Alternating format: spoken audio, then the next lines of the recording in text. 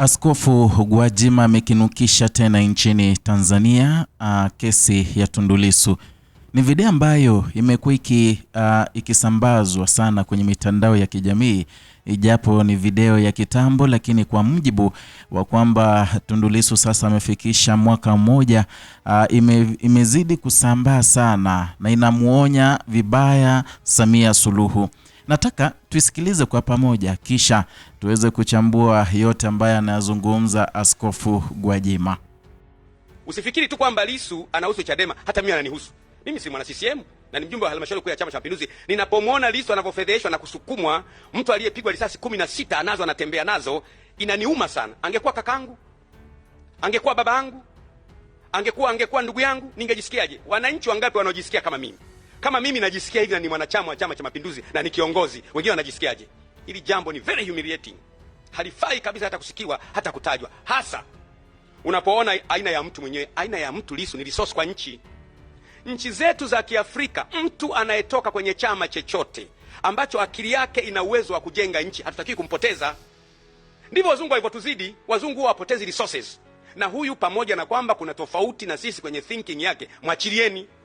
Uko naye huyo mtu sasa amemeza risasi 16. Na kwa mjibu wa madaktari kuna risasi nyingine hiyo kwenye uti wa mgongo anatembea nayo. Suppose amepata matatizo sasa. Kwa sababu wanadamu huwa hatujui mwili wa mtu unaweza kuwa na complication natural. Uko naye wewe amepata matatizo, kwa mfano kafa, amekufia mkononi. Wananchi wataamini kwamba amekufa natural death? Na kuuliza mimi naye kushauri, wananchi wataamini kwamba amekufa natural death? Na baada ya yeye kufa, viongozi wa dini watasemaje? Wananchi watasemaje? Familia yake itasemaje? Nchi itakuwaje? Wapinzani wa Tanzania sio shetani, sio adui. Wanaishi kwa mujibu wa katiba na ni wa Tanzania, na Tanzania ni yetu sote. Kwa ni muhimu sana kujua kwamba vyama vya upinzani viko kikatiba na ni wa Tanzania na Tanzania ni yao. Ni muhimu kujua hivyo. Don't take opposition parties like enemies. They are not enemies. Ukitaka nchi iwe na utulivu, leta haki. Haki inazaa watoto wanaitwa amani, upendo, utulivu, uvumilivu. Kwa hiyo lazima kujifunza kutenda haki. Na hili jambo ni muhimu sana kwa ajili ya kila mtu aliye katika nchi ya Tanzania, hasa kwa wale wenye mamlaka.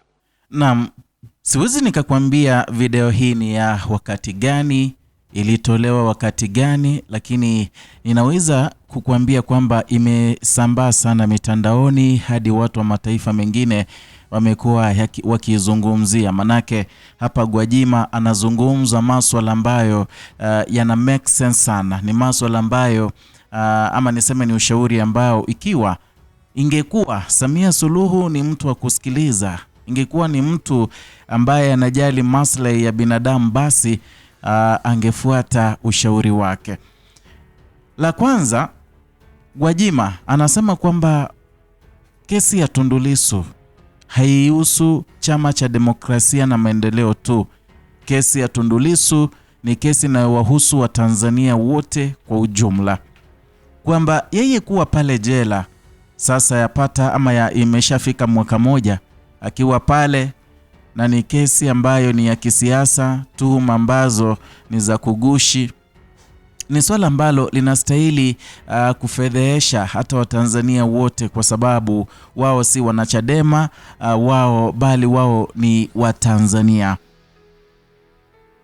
Kuna swali nzito sana ameuliza huyu Askofu Gwajima, akamuuliza Samia Suluhu kwamba inawezekana ndio, najua hakuna mtu ambaye anajua siku ataenda Sayuni. Yani hakuna mtu anayejua siku atakufa. Na ikiwa kwa bahati mbaya, Mungu turehemu, Tundu Lissu ameaga dunia akiwa pale gerezani Ukonga, je, dunia itakubali kwamba alikufa tu natural death?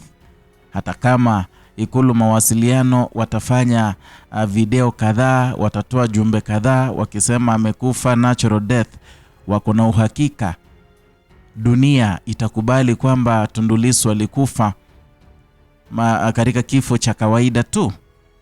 Ni swali ambalo liliuliza, na ukilifikiria kwa umbali kidogo, ukifikiria swali hilo, utagundua kwamba lina uzito fulani, kwamba Tundu Lissu ni mtu ambaye mwili wake sasa hivi niseme ni mwili ambao uko delicate sana. Tundu Lissu alivamiwa mwaka 2017, kapigwa risasi 16, akaumizwa vibaya, akakaa hospitalini kwa muda mwingi sana, wakati anauguza majeraha yake katika zile ganga za waganga, najua. Baadaye Tundu Lissu akawa vyema, ngawaje hakuwa vyema zaidi, manake unaonanga jinsi hata yeye hutembea kwamba yalimdhuru sana Tundu Lissu. Na la kushangaza ambalo pengine watu wengi hawajui, Tundu Lissu ako na risasi moja kwenye uti wa mgongo hadi sasa. Risasi hiyo haingetolewa. Kwa hiyo licha ya kwamba anaendelea kupigania haki za binadamu, ana majeraha makubwa, anatembea na risasi mgongoni. Mtu kama yule mbona umfungie zaidi ya mwaka moja jela? Ndio swali anauliza. Je, ikiwa siku zake za kufa ndio zimefika, amefia pale jela Ukonga, utaeleza nini watu? Bila shaka Tanzania kutawaka. Huu ndio wakati Samia Suluhu atajua kwamba Waswahili husema majuto ni mjukuu huja baadaye.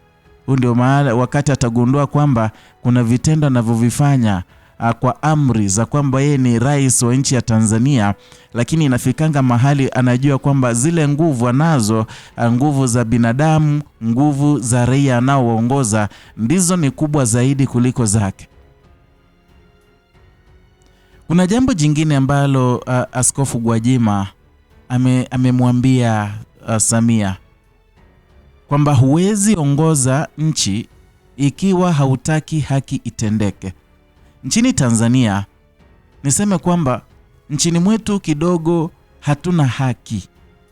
Manake kungekuwa na haki, Tundu Lissu sasa hivi angekuwa pengine ametoka jela ama ashahukumiwa. Manake kesi yake ukiangalia vizuri ni kama inacheleweshwa kwa maksudi, si katika tuseme ile itinerary ya mahakama, lakini ukiangalia vizuri inacheleweshwa kwa maksudi.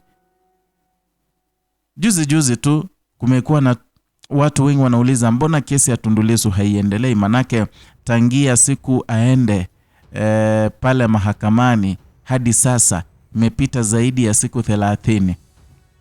Mbona kuwe hivyo? Manake hii ni kesi inayowahusu wengi. Hii ni kesi ambayo imeshika interest za watu wengi nchini Tanzania.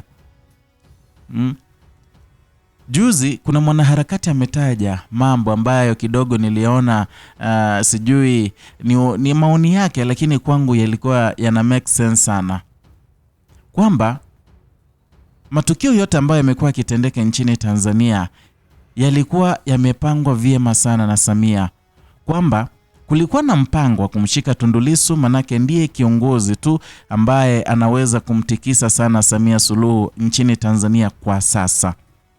Kwa hiyo wakasema wamshike, wahakikishe chama cha Demokrasia na Maendeleo kimefutwa nchini Tanzania, kimelamazwa kabisa. Hata kama ni fedha zitatumika kivipi, kimemalizwa.